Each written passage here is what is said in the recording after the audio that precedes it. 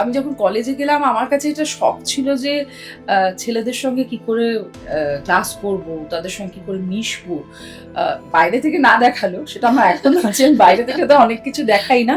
কিন্তু ভেতরে, ভেতরে খুব চলত। তো প্রেসিডেন্ট ইন্ট্রোভার্ট? আ আমি ইন্ট্রোভার্টও নই কিন্তু এক্সট্রোভার্ট একদম ছিলাম না। ওকে। এবার টিচার হবে হ্যাঁ, সেটা কি করে? এইটা একেবারেই আমি তোমাকে বলছি যে imposed by my mother.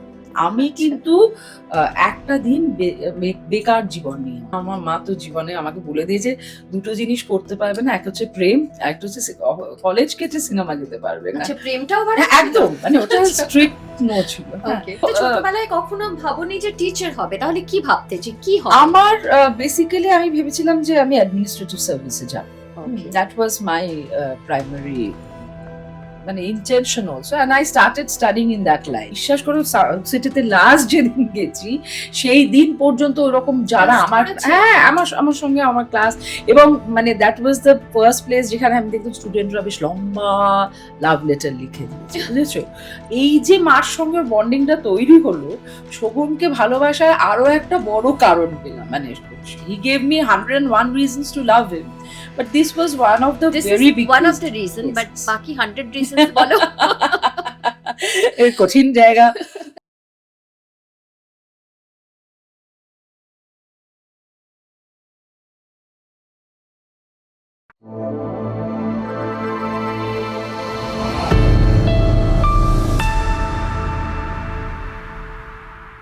She is a woman who has been trolled, criticized, judged, and sometimes all in a same week. আপনারা তাকে হয়তো চেনেন কখনো হেডলাইনসে, কখনো মিডিয়ার কোনো খবরে, কখনো ভাইরাল কোনো ভিডিওতে, আবার অনেকে চেনেন খুব ব্যক্তিগতভাবে। এমনই একজন মানুষ এবং আমার খুব প্রিয় পছন্দের একজন মানুষ বৈশাখী ব্যানার্জী আজকে ডেবি আনলিস্টে আমার গেস্ট বা আমাদের গেস্ট। তবে আজকে তার সঙ্গে কথা বলবো পুরোপুরি আনফিল্টার্ড ওয়েতে। কারণ বৈশাখীদি যখনই কথা বলেন তখন এত সুন্দর করে এত গুছিয়ে এবং নির্দ্বিধায় কথা বলেন যেটা আমার খুব ভালো লাগে। তো আজকে সেই কনভারসেশনটা আরো বেশি আনফিল্টার্ড হতে চলেছে। ওয়েলকাম বৈশাখীদি তোমাকে। Thank you so much, Sujata. It had most been welcome. long time we have met. Long time, Uh, long years. long years. আর আমার কিন্তু একদম মনে হলো না। মানে when we met, তো সেই বন্ধনটা আর কি এক জায়গায় থাকে। Perhaps আমরা যারা মেয়েরা এক একটা ফেজের মধ্যে দিয়ে যাই, ধরো প্রত্যেক মেয়েদের একটা নিজস্ব স্টোরি আছে তো। ঠিক। তো I think that story connects us. হ্যাঁ। একদম। আর আমার খুব ভাল লাগে তোমার এই নামটা। DB unlist? হ্যাঁ।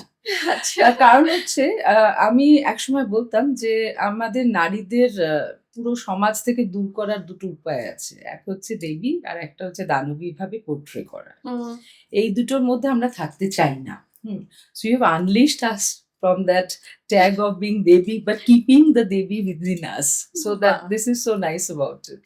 আমি যখন নামটার প্রথম তোমার নামটা দেখেছিলাম, সো আমি ভাবলাম যে তোমাকে এই ফিডব্যাকটা সামনে থেকেই দেব। তো ওহ, thank you. I kept it to myself till today. তো একদম। আমার এটাকে খুব ইলাবোরেট করে কখনোই বলা হয়নি। আমার কাজটা বৈশাখীদি করে দিল। অনেকেই জিজ্ঞেস করেন, "ডেবি আনলিশড কেন কেন? নামটা?"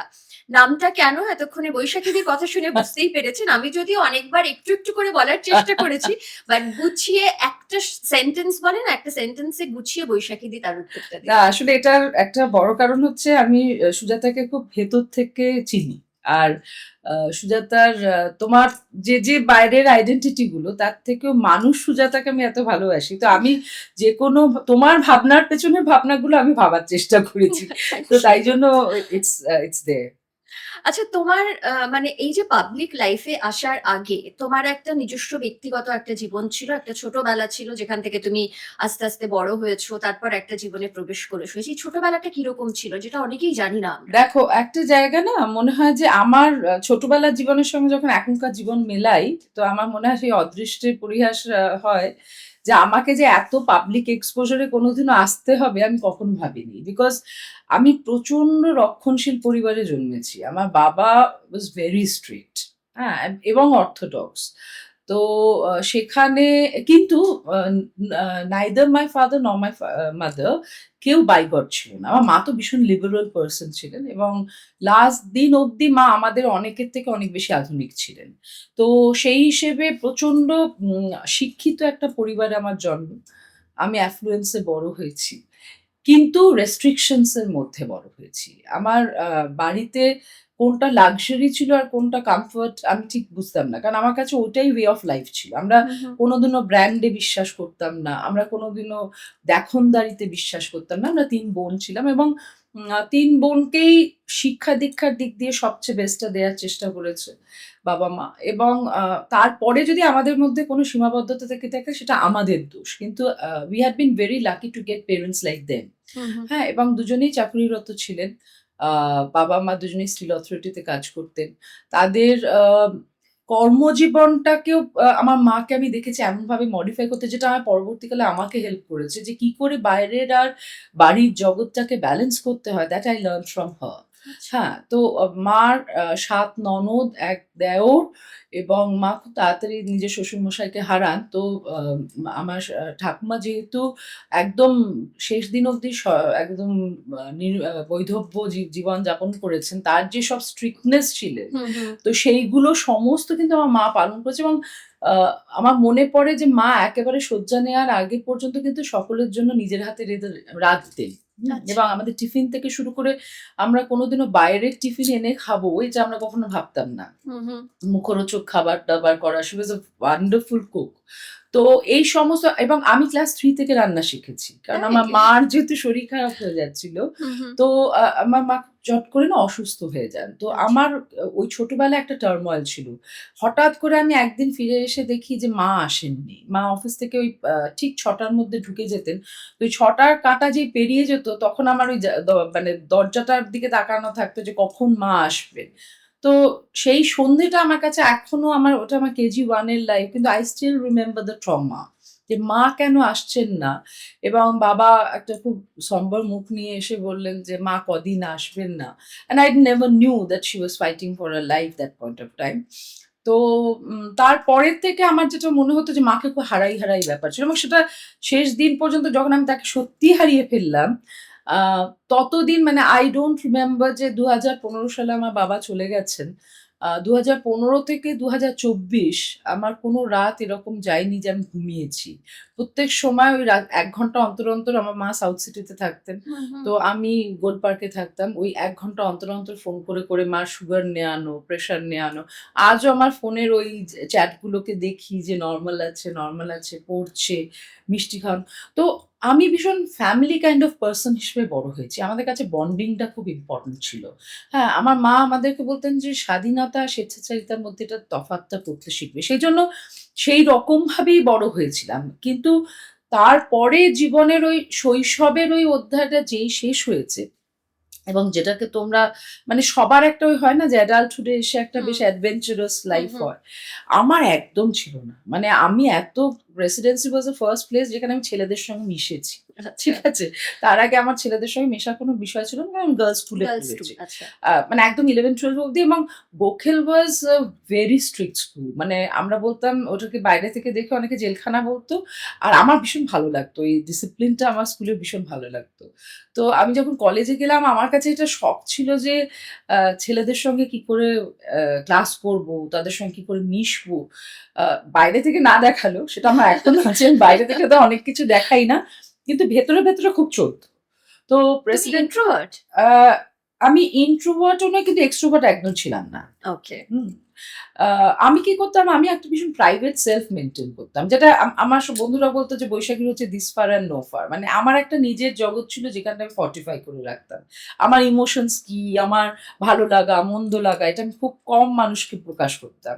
কারণ আমার মনে হতো যে that will make me vulnerable and I never wanted to be vulnerable. আমি জীবনে আমাকে কেউ আহাতুতু করুক আমি চাইনি। Because I have seen my mother like that. আমার মা কখনো আমার বাবার থেকে একটা সুতো নেননি। So I liked her independence. From the childhood, I loved that kind of independent spirit. তো আমার মনে হয়েছিল যে এইটা আমার হতে হবে। এবং আমার বাবা ধনী ব্যবসায়ী হওয়া সত্ত্বেও কিন্তু বাবা যখন বললেন যে বাবার ব্যবসার পার্ট হতে, তখন আমি বললাম, দেখো তুমি আর আমি হচ্ছে ভ্যালুজের দিক দিয়ে পুরো পোলস অ্যাসান্ডার, এবং আমরা দুজনে যদি কর্মক্ষেত্রে এক জায়গায় বসে আমাদের মধ্যে লাঠালাঠি হয়ে যাবে, তার থেকে ভালো হচ্ছে তুমি তোমার ব্যবসা নিয়ে থাকো, আমি ব্যবসায় যেটুকু আমার ভূমিকা থাকবে, কিন্তু আমাকে আমার একটা জীবন বেছে নিতে হবে। But I never thought I'll become a teacher. তাহলে কি ভেবেছিলে আমি ছোটবেলায়? ছোটবেলা থেকে না আমার খুব স্বপ্ন ছিল, আমার খালি মনে হতো আমাকে আর্থিকভাবে স্বাধীন হতে হবে, হ্যাঁ, কারণ আমার ওই কনসেপ্টটা ভালো লাগতো যে মা সব বাড়ির কাজ সামলে কিন্তু নিজের ওই ব্যাগটা নিয়ে যখন বেরিয়ে যেতেন এবং ফিরতেন আমাদের জন্য কিছু কিছু জিনিস নিয়ে, হ্যাঁ, মানে আচ্ছা। খুব ছোট হলেও সেটা একটা কিছু না কিছু প্রতিদিন মার হাতে থাকতো। তো এই যে একটা গিভিং এর যে স্পিরিটটা, যেটা একটা আনন্দ, সেইটা আমার খুব ভালো লাগতো যে আমার যদি নিজের আর্থিক স্বাধীনতা থাকে তাহলে এইটা আমি করতে পারবো। So that was the primary, I should say that was the primary urge that made me feel যে আমাকে স্বাধীন হতেই হবে। কিন্তু এবার টিচার হবে হ্যাঁ, সেটা কি করে? এইটা একেবারেই আমি তোমাকে বলছি যে ইম্পোজ বাই মাই মাদার। আমি আচ্ছা। কিন্তু একটা দিন বেকার জীবন নিয়ে আমার, বুঝেছো তো? মানে আমি যখন MA পার্ট 2 র ফাইনাল পরীক্ষা দিচ্ছি, আমার কানের কাছে এসে আমার মাস্টারমশাই বললেন যে, "শোন, একটা ইন্টারভিউ আছে, সল্ট লেকে চলে যা, ইউনাইটেড নেশনস এর প্রজেক্ট অফিসার নেবে।" তো আমি বললাম যে, "স্যার, আমার কাছে মার্কশিট কিছুই নেই।" বলে, "আমি সব জেরক্স করে রেখেছি।" মানে তখনকার দিনে মাস্টারমশাইদের জাস্ট থটফুলনেসটা ভাবো, যেটা আমাদের এখন আমরা ভাবতেই পারি না, এত ডিসটেন্স নিয়ে আমরা চলি। তো আমি বেরোলাম, আমার হাতে উনি সব জেরক্স ধরিয়ে দিলেন। আমি তো সল্ট লেকও চিনি না ছাই। তো আমি ড্রাইভারকে খুব বুঝিয়ে টুঝিয়ে বোঝাচ্ছি যে বোধহয় পৃথিবীর আরেক প্রান্তের কোনো জায়গায় যাচ্ছি, এবং মাকে বললাম যে, "মামা, একটু আসতে দেরি হবে।" তো আমাকে পুরো হিসেব দিতে হতো যে কতক্ষণ দেরি হবে সেটা কিন্তু বলতে সেটা হবে। কেন হ্যাঁ, দেরি হবে? সে পুরো সবটাই। সব হুম। প্রশ্নের এবং ততদিনে কি হয়েছে, মা VRS নিয়ে নিয়েছেন। মানে যা উনি কম বয়সে করতে পারেননি, আমার এর পর থেকে না ওই পুরো অনুশাসনটা আরো বেশি বাড়লো। মানে লোকে আচ্ছা। স্বাধীন হয়, আমি আরো বেশি পরাধীন হলাম। কারণ মা তখন বাড়িতে, এবং সে মিনিট বাই মিনিট হিসেব নিত। হ্যাঁ, যে তুই, মানে এরকম অদ্ভুত জিনিস হয়েছে সুজাতা, ১ম বন্ধুদের সঙ্গে সিনেমা দেখতে গেছি। 'দিলওয়ালে দুলহানিয়া লে যায়েঙ্গে।' ওকে। তো ওখানে যাবো। এবার আমার বন্ধুরা বলছে, "না, তোকে যেতেই হবে।" আমি বলছি, "না, আমার মা তো জীবনে আমাকে বলে দিয়েছে ২ টো জিনিস করতে পারবে না। একটা হচ্ছে প্রেম, আরেকটা হচ্ছে কলেজ কেটে সিনেমা যেতে পারবে না।" আচ্ছা, প্রেমটাও বাড়া হ্যাঁ, ছিল? একদম। মানে ওটা আচ্ছা। স্ট্রিক্ট নো ছিল। হ্যাঁ। ওকে। তো আ তখন আমি বললাম যে, "ঠিক আছে, তাহলে আমার মাকে ফোন কর।" আমার আমার কলেজের একজন বন্ধুকে মা খুব পছন্দ করতেন। ওকেই দায়িত্ব দিলাম যে, "তুই ফোন কর।"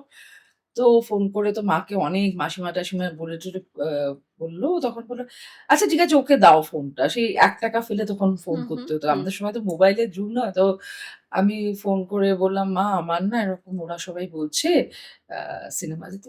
বলল, "আচ্ছা, ঠিক আছে, তুই তাহলে ৩:৩০ র সময় ওখান থেকে বেরিয়ে যাস।" তো আমারও ধারণা যে নিশ্চয়ই ৩:৩০ টার মধ্যে তাহলে সিনেমা নিশ্চয়ই শেষ হয়েই যাবে। ২ টোয় শো শুরু হলো। বুঝতে পারছো? ৩:৩০ মানে ইন্টারমিশন আসেনি। অত ভালো সিনেমা। আমার তো প্রাণ বেরিয়ে যাচ্ছে, মা ৩:৩০ বেরোতে বলেছে। আমার বন্ধুরা বলছে, "যদি উঠিস তোর পা কেটে রেখে দেবো।" আমি বলছি, "তোরা কাটিস কাট। ওখানে তো যিনি বসে থাকবেন সে তো কাটবে না। শুধু তাকালেই হয়ে যাবে আমার অবস্থা খারাপ।" তো মাঝপথে দিলওয়ালে ছেড়ে দিয়ে আমি এলাম, এবং তারপরে আমি আমার বন্ধুদের বোঝানোর চেষ্টা করলাম যে এরকম হয় কি যে নেক্সট পার্টটা আরেকদিন ওরকম ৩:৩০ অব্দি বলছে, "তোর জন্য কি ইয়ার্কি হচ্ছে? ওখানে তো সিনেমা হলকে কি আমরা বলব যে এই আর নেক্সট পার্টটা ফিট করে রাখবে?" So I was basically pampered by my friends. মানে ওরা না আমাকে এত আগলে রেখেছিল যে আমার আ মানে মেট্রো করে আমার বাড়িতে গাড়ি থাকা সত্ত্বেও হঠাৎ করে আমার মা বললেন যে, "কলেজ লাইফে তো পাবলিক ট্রান্সপোর্ট এ চড়তে হবে।" হুম। তো আমি বললাম যে, "তাহলে ট্যাক্সি করে যাবো প্রতিদিন।" তো মা বলল, "কি? প্রশ্নই নেই। তোমাকে তুমি বাস বেছে নাও বা অন্য।" তখন বাস শুনে তো আমি পুরো রিভোল্ট করলাম। আমি কিছুতেই তাহলে কলেজেই যাব না। হুম। এবং আমি একদিন নর্থ কলকাতায় গিয়ে, মানে প্রেসিডেন্সি তো একদম এক্সট্রিম নর্থ আর আমি এক্সট্রিম সাউথ। আমি দেখছি রাস্তা শেষ হচ্ছে না। আর এত জ্যাম। তো আমি বাবাকে প্রচন্ড পটাবার চেষ্টা করলাম যে, "বাবা, মানে কোনোভাবে যদি প্রেসিডেন্সি ছেড়ে অন্য কোনো জায়গায় যাওয়া যায়।" ততদিন আমি সেন্ট জেভিয়ার্স ছেড়ে দিয়েছি। ঠিক আছে? ওটা আবার বাবার অফিসের সামনে বলেই আমি বলছি এই যাওনি। কন্ট্রোল আর চাই না। আচ্ছা। তো প্রেসিডেন্সি ভাবলাম একটু দূর হবে। কিন্তু এত দূর হবে সেটাও ভাবিনি। তো তারপরে যখন মা বলল, "ঠিক আছে, একটাই কনসেশন হতে পারে, তুমি মেট্রোয় করে যাবে।" হুম। এবার মেট্রো থেকে নেমে যে আমার কলেজের রাস্তা, সুজাতা ট্রাস্ট মি, আমি কলেজের শেষ দিন পর্যন্ত জানতাম না কি করে একা যেতে হয়। বিকজ আমাকে সিনিয়ররা এসকর্ট করে নিয়ে যেত। আবার কারুককে আমি ধরতাম। যদি আর কারুকে না পেতাম, আমাদের কলেজের জনিদা ছিল, জনিদা লোক ঠিক করে দিত দারোয়ানজিকে যে আমাকে পৌঁছে দিয়ে আসতে। হ্যাঁ, আচ্ছা। আমাকে ওরা এত খেয়াল রাখতো। তো আমি এত ফরচুনেট ছিলাম সেদিক দিয়ে। আর কিন্তু আমি এট দ্য সেম টাইম আমি একদম ইন্ডিপেন্ডেন্ট হইনি। মানে এদের জন্য না বন্ধুরা আমার রাস্তাঘাট এত কিছু প্যাম্পার করতো হ্যাঁ, তোমাকে। মানে আমি কিছুই চিনিনি। আমাকে সবাই ভেবেছে যে প্রেসিডেন্সিতে গেছি বোধহয় চোখ জ্ঞান চক্ষু-টক্ষু খুলবে। আমি তো সেই চোখ বন্ধ করেই চলাফেরা করেছি। তারপরে যখন ইউনিভার্সিটি গেলাম আরো বেশি বাড়ির কাছাকাছি হয়ে গেল, আলিপুর ক্যাম্পাস। তো গাড়ি করে যেতাম, গাড়ি করে আসতাম। তখন মানে সবচেয়ে মুশকিলের জিনিস হচ্ছে তাজ বেঙ্গলে বাবা সবসময় কোনো না কোনো কনফারেন্সে আছে। ঠিক টিফিন টাইম হতো তখন একটা পেজার ছিল, আমার এখনো মনে আছে। কাম টু তাজ। হ্যাঁ, মানে ওখানে সব বন্ধুদের নিয়ে আমরা সব টিফিন খেতে যেতাম। তো আচ্ছা। আমাদের এরকম জীবন ছিল। হ্যাঁ। তো কিন্তু ছোটবেলায় কখনো ভাবোনি যে টিচার হবে? তাহলে কি ভাবতে যে কি হবে? আমার বেসিক্যালি আমি ভেবেছিলাম যে আমি অ্যাডমিনিস্ট্রেটিভ সার্ভিসে যাব। Okay. That was my primary মানে intention also, and I started studying in that line. আর আচ্ছা, তারপরে আমি সাডেনলি কোয়ালিফাইও করলাম। সাডেনলি কি করে টিচার হলে? যখন আমার রেজাল্টটা বেরোলো না, তখন মা আমাকে বললেন যে, "শোন না, আমি তো চাকরি করেছি সারা জীবন পাবলিক সেক্টরে। তো আমার খুব ইচ্ছে যে তুই টিচার।"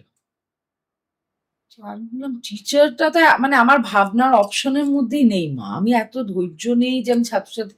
তো মা বলল, "একদম পারবি। তুই যখন স্টুডেন্ট ভালো তো তুই টিচারও ভালোই হবি।" তা অদ্ভুত একটা মানে আমি বুঝতে পারছি এ কথার কোনো যুক্তি নেই। কিন্তু মা বলেছে মানে আমার কাছে ওটাই শেষ ওটাই কথা। করতে হ্যাঁ। হবে। তো তখন বিশ্বাস করবে না, একটা হিউজ টাকার চাকরি ছেড়ে আমি ৳১২০০ পার্ট টাইম টিচার হিসেবে সাউথ সিটি ইভনিং এ ঢুকলাম। আচ্ছা। এবং সাউথ সিটি ইভনিং এ ঢুকে আমি দেখলাম আমার বেশ কিছু ছাত্র আমার থেকে বয়সে বড়। আর আমি যেদিন ১ম ঢুকছি, তো আমার একজন সিনিয়র এসে বলল যে, "শোন, এমনি সব ঠিক আছে কলেজে। ওই ব্যাগে একটা টর্চ রাখবি আর একটা তুই শুকনো লঙ্কার গুঁড়ো রাখবি।" আমি বললাম, "কেন? খাওয়া-দাওয়া করতে হবে শুকনো লঙ্কা?" বলল, "না, অনেক সময় ওরা কি করে বদমাইশি করে আলোটা অফ করে দিয়ে না তোকে হয়তো হ্যারাস করতে চাইবে। তখন তুই শুকনো লঙ্কাটাকে।" এবার আমি তো ভাবছি যে কি করব? মানে that was before I was going to the class for the first time, এবং it was all boys. I should say all men. মানে হুম, কেউ হুম, বয় নেই ওখানে। মানে হুম। ২-১ টা বয় ছিল হয়তো। আমি ঢুকে আমি দেখছি আমার রোল কলে হচ্ছে ৪৮ টা স্টুডেন্ট। পুরো ঠিক করছে স্টুডেন্ট। মানে মাটিতে বসে সব জায়গায় এত স্টুডেন্ট। আমি বললাম, হঠাৎ স্টুডেন্টদের এরকম এক্সপ্লোশন হওয়ার কারণ? তো তখন বলল যে, "ম্যাম আমরা সবাই একটু পলিটিক্যাল সায়েন্স পড়তে চাই।" And I could understand যে I'll be bullied like anything, হ্যাঁ? এবং তারপরে আমি দেখছি যে জানলার বাইরে থেকে উত্তেরা মাস্তানা চলছে। বুঝলে তো? তো আমি না, that was the first time Sujata I became extrovert. আমি দেখলাম যে এদেরকে যদি হেড অন না নিই, এরা আমাকে পুরো মাথায় উঠে নাচবে। ঠিক। তো আমি তখন বললাম যে, "এত সুন্দর গান গাইছো কিন্তু জানলার বাইরে কেন? তাহলে এগিয়ে এসো আর আমার সামনে দাঁড়িয়ে গানটা গাও।" আর আমার একটা জিনিস ছিল যে আমি না খুব এমনিতে কিন্তু খুব ভয়-টয় পেতাম। হুম, মানে হুম। ভূতের ভয়, চোরের ভয়, রাস্তায় বড় ট্রাক দেখলে ভয়, মানে নানান জিনিসের ভয়। কিন্তু একটা অদ্ভুত ব্রেভ ফেস ছিল আমার। যেটা হুম। আমার টিচাররাও বলত যে, "তুই যে অঙ্কে কোথাও নার্ভাস হোস, তোকে দেখে বোঝা যায় না। তুই কেন বলিস আমার নার্ভাস লাগে?" আমি বললাম, "কিন্তু আমি নার্ভাস হই ম্যাম। ওটা আমার মানে ফেসিয়াল এক্সপ্রেশন এ ধরা পড়ে না।" তো তখন আমি ছেলেগুলোকে ডেকে যখন বললাম যে, "গাও তো আমার সামনে।" বলে আমি যখন তাকিয়ে আছি আমি দেখলাম they couldn't sing even a single line. তো আমি বললাম যে, "খুব ভালো, সবার হয়তো পলিটিক্যাল সায়েন্স এ পড়ার ইচ্ছে হয়েছে। তো পলিটিক্যাল সায়েন্স এ কার কতটা জ্ঞান আছে কিন্তু আমি আগে দেখব।" তাতেই মোটামুটি ক্লাসটা আর্ধেক ফাঁকা হলো। ওকে। তারপরে তারপরেও যেসব উৎসাহী ছাত্রছাত্রীরা ছিল তাদেরকে আমি বললাম যে, "আমার খুব ভালো লাগছে। কিন্তু তোমরা দেখছি একটু জানো। কিন্তু আমার একটা প্রাইমারি প্রিকন্ডিশন হচ্ছে যে তোমাদের প্রতিদিন আসতে হবে। আজকে এলে আমি অভ্যস্ত হয়ে যাবো একটা বড় ক্লাসে। ৪৮ এর বদলে তোমাদেরকে দেখতে। তো তোমাদের তোমাদের এই কথা দিতে হবে যে I will they really committed থাকবে।"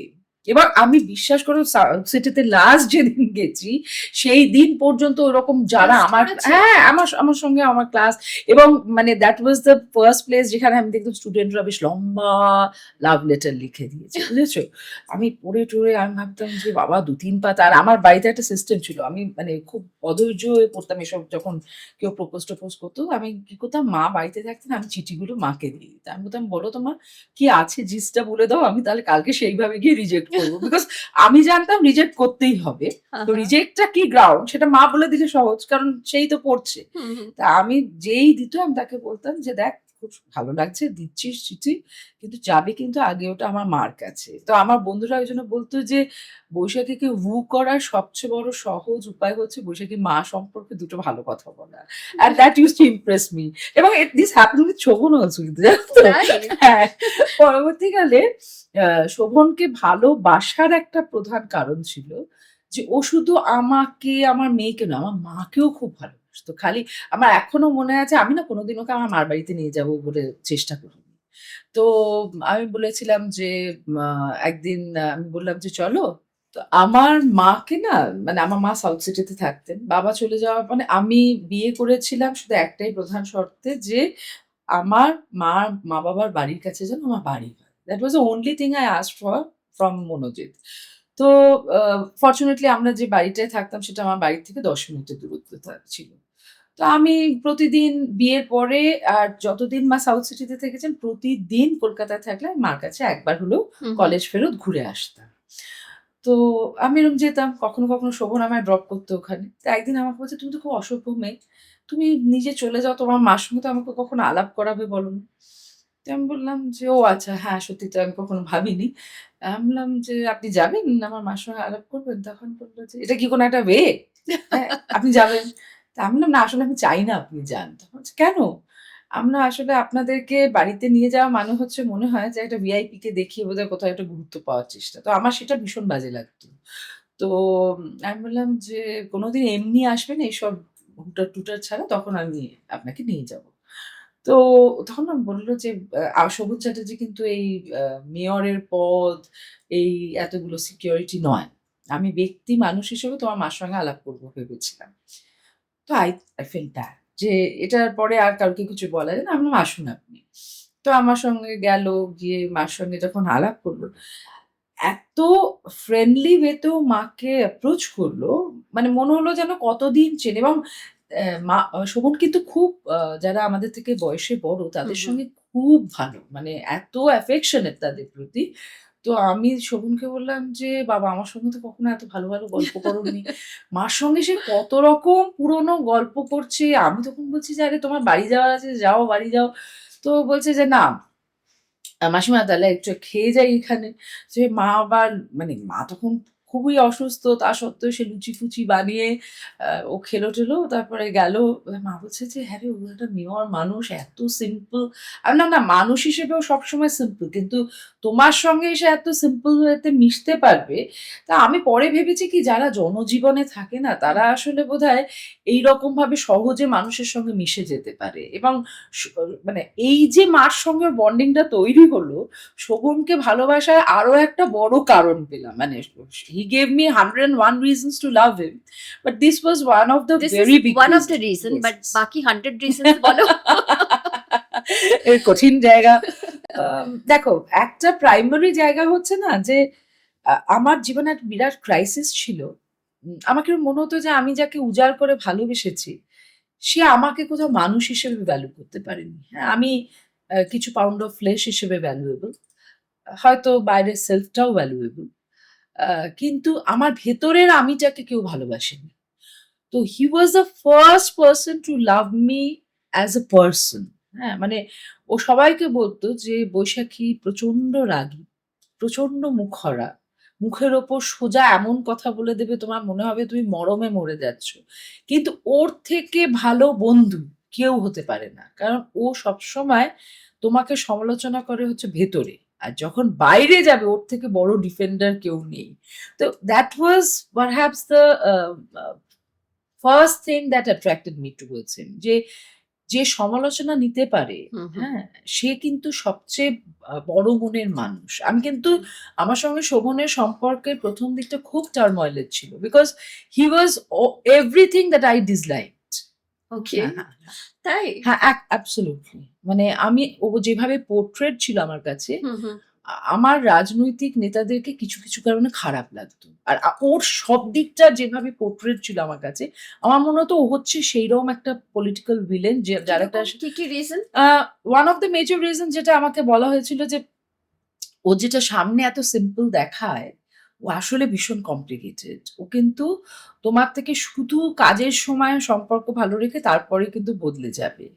আরেকটা ছিল সেটা হচ্ছে মানে বিশালভাবে বলা হতো যে he is a complete ওম্যানাইজার।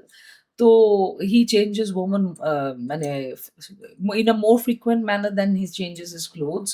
So beware. তো this were the 2 warning bells inside my head. আর আমি তখন মানে আমি ভাবতাম কি যে একটা দেখো মহিলারা তো খুব চট করে একটা পুরুষের ভেতরে পশু আছে না তার ভেতরে সত্যিকারের ঋষি আছে এটা আমরা ধরতে পারি। ঠিক আছে? তো আমি ভাবতাম যে লোকটাকে এত womanizer বলছে সে কেন তার কোনো approach আমি ধরতে পারছি না। And that made me all the more nervous. আমার তখন মনে হচ্ছে ও তার মানে এর বাইরের সেলফটা এই যে বলেছে আলাদা আর ওর ভেতরের সেলফটা আলাদা। তার মানে বাইরের সেলফটা এতটাই ভালো যে আমি ভেতরে ঢুকতে মানে পারছি তুমি না। বুঝতেই পারছো না। এবং তার জন্য আমি এত harsh ছিলাম ওর প্রতি। আমি অকারণ অসভ্যতামি করতাম। মানে আমি মাঝে, মাঝে নিজেকে প্রশ্ন করতাম যে আমি কারোর সঙ্গে এত রুড নই, আমি শোভন এবং ও যে কি সহ্য করেছে। ওই আমি সবসময় বলি শোভনকে যে আমাদের সম্পর্কটা আজকে টিকে আছে হচ্ছে ওই প্রাথমিক ওর পেশেন্স এর জন্য। আজও এত পেশেন্স দেখায় না। এখনো বোধহয় বুঝে গেছে যে এখন আমি ওকে ছেড়ে যেতে পারব না। কিন্তু তখন তো মানে আমি রেগে বেরিয়ে যাচ্ছি। তখনও মানে আমি কোনোদিন ওকে দেখিনি রাগারাগি করতে আমার সঙ্গে। এখন হয়? রাগারাগি হয়? এখন ঝগড়া হয়। এখন ঝগড়া হয়, প্রচন্ড হয় হচ্ছে ওর সিগারেটটাকে নিয়ে। মানে I hate his smoking. আমার আমি না ওকে বলি তার থেকে তুমি এক পেক বাবা যদি নিয়ে বসতে অসুবিধা ছিল না। কিন্তু তুমি এই যে স্মোক করো ওটা এত ক্ষতি করছে বিকজ হি কাফস আ লট। হ্যাঁ, আমার ওইগুলো নিয়ে খুব টেনশন হয় যে আর তারপরেও আমার থেকে প্রায় ১৫ বছরের বড় তো। তো I always fear losing him. তো আমার খালি মনে হয় যে এটা করে ও লাইফটাকে শর্টেন করে দিচ্ছে। তো this are things which haunt me a lot. ওটা নিয়ে খুব অশান্তি হয়। কিন্তু শোভন একটা খুব মানে এসব দিক দিয়ে একেবারে ধুরন্ধর মানুষ বলতে হয়। যখন আমি একেবারে উত্তেজনার খুব লাস্ট লেভেলে থাকি না, ও দুটো ঢাল নেয়। এক হচ্ছে আমার মেয়ে। মেয়েকে সামনে এনে দিলেই তখন আমি নিজেকে সংযত করি। হুম, আর দ্বিতীয়ত হচ্ছে একদম পাত্তা দেয় না। মানে হয় না যে রাগ ভাঙাবে? হুম। কত না জানি ভেবেছিলাম যে আহা আমি কোথায় রাগ করব, অভিমান করব। হ্যাঁ, হ্যাঁ। মানে পাত্তাই দেবে না। এবং পর মুহূর্তে যখন যেখান থেকে কনভারসেশনটা শুরু করবে, তুমি ভাবতেই পারবে না যে এর আগে খানিকক্ষণ আগে আমরা ঝগড়াঝাটি করেছি। মানে এত নরমাল এত করে দিল নরমাল। জিনিসটা। মানে আমি যখন বলি যে তোমাকে আমি তখন কি, কি বলেছিলাম মনে আছে? পটপট করে কিন্তু বলে যাবে। বলছে, "বাবা বাণীর কি শেষ আছে?" বলে পুরোটা ন্যারেট করবে। হ্যাঁ? আমি বললাম, "ইউ ডিডন্ট রিঅ্যাক্ট।" তখন বলছে যে, "মাথা খারাপ।" আমি বলি, পাগল। ওইটাই রিঅ্যাক্ট করব। সো মানে এরম লোকের সঙ্গে তুমি ঝগড়া করবে কি করে? একদমই হবে না। হুম। কিন্তু তোমাদের এই রিলেশনশিপের স্ট্রেংথ কি? স্ট্রেংথ কি? Perhaps Rather একটা transparency is the best, is the most important thing. ওটা হচ্ছে দেখো আমি শোভনের সঙ্গে যখন আলাপ হয়েছে, তো এই নয় তো যে ততদিনে আমাকে নিয়ে কোনো আলোচনা ছিল না। কারণ আমি যেহেতু মিডিয়ায় আসতাম, আমি একটা পরিচিত মুখ ছিলাম। আমাকে somehow লোকে চট করে নোটিস করত। আমার ব্যক্তি জীবন থেকে হয়তো আমার বাইরের জীবনে অনেক কিছু বাইরে ফিল্টার্ড হয়ে গেছে যেটা আমি চাইনি। হুম, হুম। তো এই যে পার্কুলেট করে সমস্ত জায়গায় ছড়াচ্ছে এবং একজন অসুখী মহিলা এ যে কত vulnerable victim আমি তোমায় বলছি। মানে প্রত্যেক পুরুষ মনে করতে বোধহয় আমার pseudo husband এর রোলটা প্লে করতে পারে। আর সেটাকে ডিফেন্ড করাটা না মানে কত যে ডিফিকাল্ট। আমি তোমায় বলি যে আমি এই ক্ষেত্রে I relied on my maid servant a lot. হ্যাঁ? ও আমাকে একটা খুব সুন্দর জিনিস শিখিয়েছিল। আমার বাড়িতেও আমার মার সঙ্গে ২৪ ঘন্টা থাকতো। তো একদিন রান্না করছি তো আমাকে বলছে আমি ওর হাতের শাঁখা পলাটা খালি দুলছে, আওয়াজ হচ্ছে। তখন আমি বলছি, "বাবা যে বর একদিনের জন্য ঘর করেনি তার জন্য তুমি শাঁখা পলা পরে বসে আছো?" তো বলছে, "দিদি আমি শাঁখা পলাটা তো ওর জন্য করি না।" আমি বলছি, "মানে?" বলছে এগুলো সব সমাজের হায়না শকুনগুলোকে দূরে রাখার উপায়। এই দুটো দেখলে পরে তবুও আমাকে ছেড়ে দেয়। ভাবে কেউ একজন আছে। কেউ তো নেই, ওইটা দিয়েই রক্ষা করি নিজেকে।